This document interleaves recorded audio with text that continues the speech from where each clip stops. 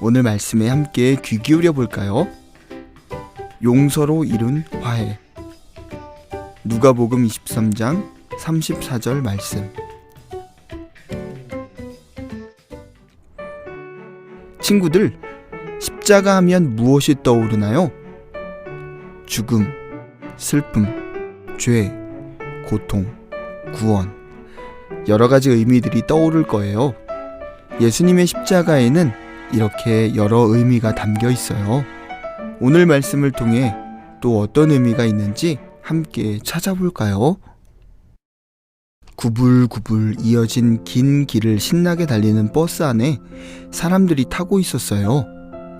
창밖 경치를 보기도 하고 꾸벅꾸벅 졸기도 하는 사람들 사이에 한 아저씨가 어두운 얼굴로 창밖을 바라보고 있었어요. 옆자리 승객이 보니 아저씨는 뭔가 많이 걱정되고 불안해 보였어요. 저 어디를 가시는데 그렇게 표정이 어두우세요?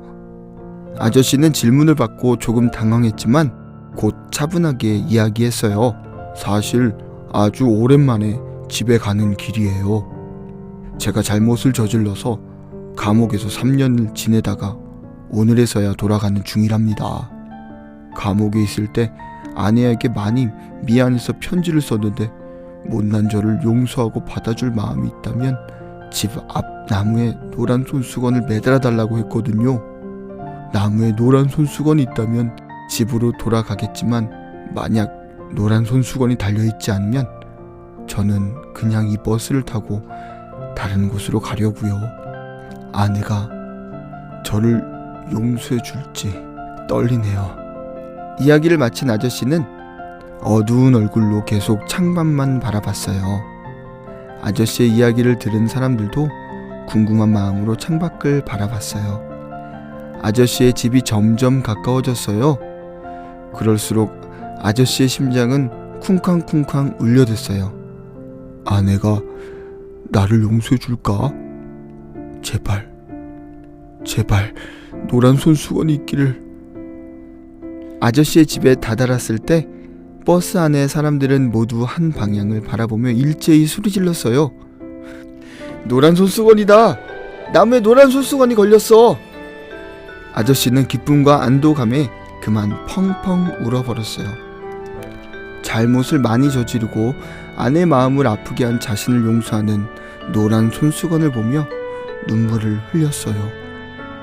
친구들, 아마도 이 아저씨는 자신을 용서해준 아내가 있는 집으로 기쁘게 돌아갔겠지요. 우리 친구들도 용서받은 적이 있나요? 큰 잘못을 용서받은 경험이 있는 친구일수록 아저씨의 마음을 좀 더 잘 알 수 있을 거예요. 친구들, 우리는 잘못하길 원하지 않지만 자주 잘못을 하면서 살아가요. 특별히 하나님 앞에 저지른 잘못을 죄라고 해요. 노란 손수건 아저씨가 잘못을 저질러 감옥에 간 것처럼 죄는 우리를 가두고 불편하게 만들어요. 하나님께 죄를 지으면 마음의 죄책감 때문에 불편해져요. 그리고 죄로 인해 하나님과 점점 멀어져요. 죄 때문에 사람들과도 불편하고 멀어져요. 이렇게 죄 때문에 마음이 답답해지고 불편해지는 상황은 마치 우리가 감옥에 있는 것처럼 만들어 버리는 것이지요. 그래서 우리에게도 용서가 절실히 필요하답니다. 용서를 받으면 감옥에서 나온 것과 같이 후련하고 시원하고 자유롭거든요. 이렇게 우리에게 용서를 이루신 분이 계셔요. 그분에 대해 들려줄게요.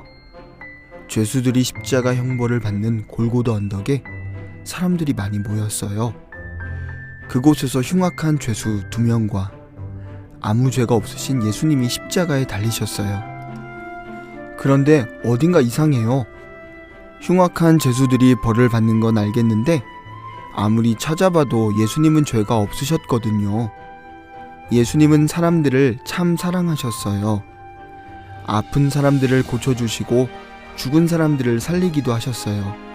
먹을 것이 필요한 사람들에게 오병이어의 기적을 보이시며 먹여주시기도 했고요. 언제나 하나님 나라를 가르쳐주시고 소망을 주셨던 예수님이 죄수가 되어 십자가에 달리시다니요. 이건 뭔가 잘못돼도 한참 잘못된 것이 분명해요. 예수님은 아무런 죄도 없으신 분이니까요. 그런데 예수님을 미워하고 싫어하는 사람들이 있었어요. 그들은 예수님이 자신들의 악하고 더러운 생각을 다 아는 것 같았거든요. 예수님이 전하는 말씀을 들을수록 자꾸만 잘못을 들키는 느낌이 들었어요. 자꾸 하나님 나라와 죄를 이야기하면서 사람들의 마음을 불편하게 만드는 예수님이 점점 밉고 싫었어요. 마음속에 있는 죄 때문에 예수님의 사랑과 말씀을 깨닫고 느낄 수 없었던 거예요. 그래서 결국 그들은 예수님을 죽이기로 결정했어요. 하지만 예수님은 그 사실도 이미 다 알고 계셨어요. 그래도 예수님은 사람들을 미워하거나 하나님을 원망하지 않았어요. 오히려 아버지, 저 사람들을 용서하여 주십시오. 저 사람들은 자기들이 무슨 일을 하는지를 알지 못합니다. 라고 말씀하셨어요. 우리 다시 십자가의 모양을 살펴볼까요? 십자가는 위에서 아래로 그어진 선과 왼쪽에서 오른쪽을 이어주는 선이 가로질러 놓여 있어요. 십자가의 가로와 세로의 선이 서로 맞닿을 수 있었던 것은 바로 예수님이 이루신 용서 덕분이에요. 위에서 아래로 연결된 선은 바로 하나님과 우리가 연결된 것을 의미해요. 예수님이 사람들의 죄를 용서해달라고 기도하셨을 때 우리 죄를 용서받는 놀라운 은혜를 누리게 되었어요. 예수님이 우리 대신 십자가에서 벌을 받으셨을 때 죄 때문에 멀어졌던 하나님과 우리 사이가 다시 연결되고 가깝게 되었어요. 십자가의 왼쪽과 오른쪽을 가로지르는 수평선은 나와 너의 사이가 연결되었다는 것을 의미해요. 내 잘못으로 누군가를 아프게 한 적이 있나요? 누군가를 때리거나 빼앗거나 욕하거나 상처 준 일이 있나요? 우리가 잘못해서 우리의 가족이나 친구들 또는 이웃을 다치게 하거나 상처 주었을 때 우리는 그들과 멀어지게 되었지만 예수님 덕분에 나와 너의 사이가 다시 이어지고 화해할 수 있게 되었어요.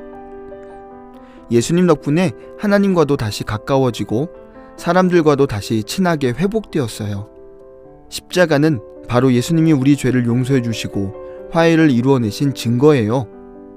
노란 손수건을 보고 용서받은 것을 알고 기뻐한 아저씨처럼 우리도 십자가를 보면 우리 죄를 용서받는 사실을 기억할 수 있어요.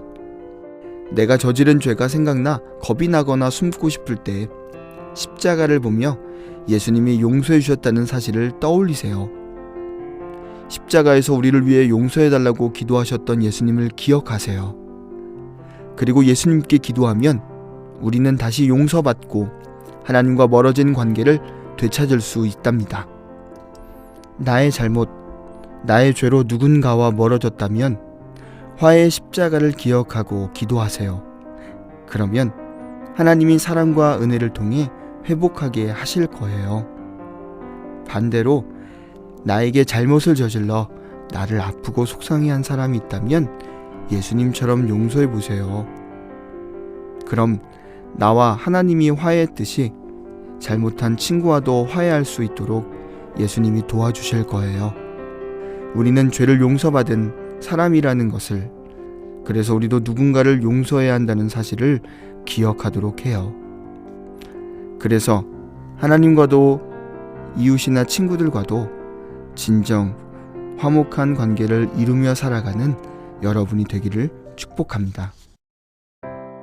하나님, 우리가 아직 죄인 되었을 때 십자가에 달리신 예수님의 용서로 우리가 용서받았음을 알게 되었어요. 죄 때문에 하나님과 멀어질 때, 친구들과 멀어질 때 우리를 용서하신 예수님의 십자가를 기억하며 기도하는 우리가 되게 해주세요. 더불어 누군가의 잘못도 용서해 줄 수 있는 화해의 주인공이 될 수 있도록 도와주세요. 예수님의 이름으로 기도드립니다. 아멘.